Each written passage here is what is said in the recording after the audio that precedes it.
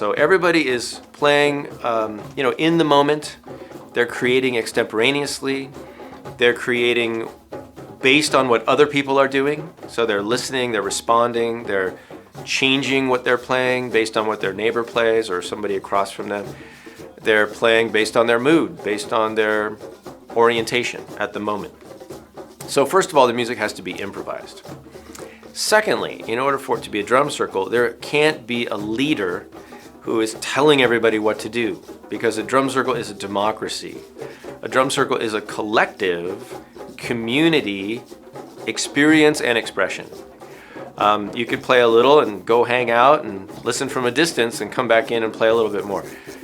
It's up to you as a participant.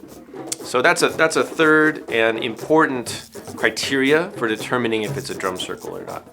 Another reason a person might participate in a drum circle is to practice. Maybe they're an amateur drummer, maybe they're a professional drummer, and they want to go somewhere where they can play their drum. So you can go to experience all sorts of other ways to play, and you can say, wow, okay, he's playing that way. I've never thought of that before. Let me try that. We always want to remember as facilitators that it's not our job to task anybody with anything specific, but just to provide people with the opportunity, with a welcoming setting, with a foundation upon which they can build whatever they want to build, whatever they want to contribute.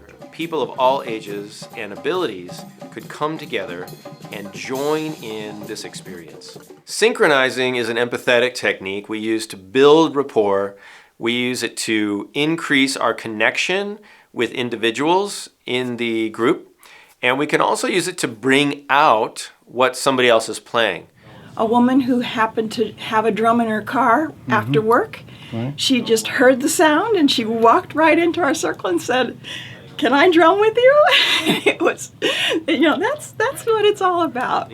People can play, they could dance, they could listen, they could sing, they could observe and just be part of it. We can imagine the circle of people on the bottom and then the arms coming up. This is the music they're creating.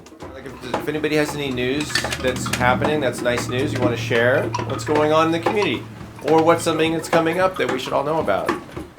And depending on your training and your experience and the purpose of the event, you could facilitate a sharing.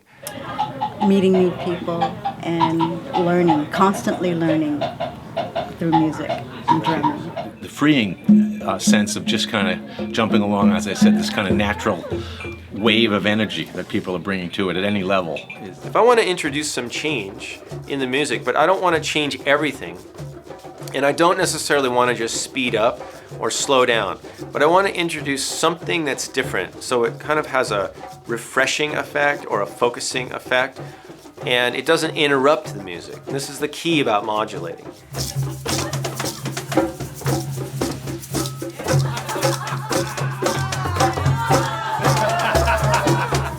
You can get to exactly the same places with musical facilitation as you can with conducting. It just might take you a little bit longer, because your ultimate role is to have them be their own leader, to have them lead themselves, to have them be their own teacher.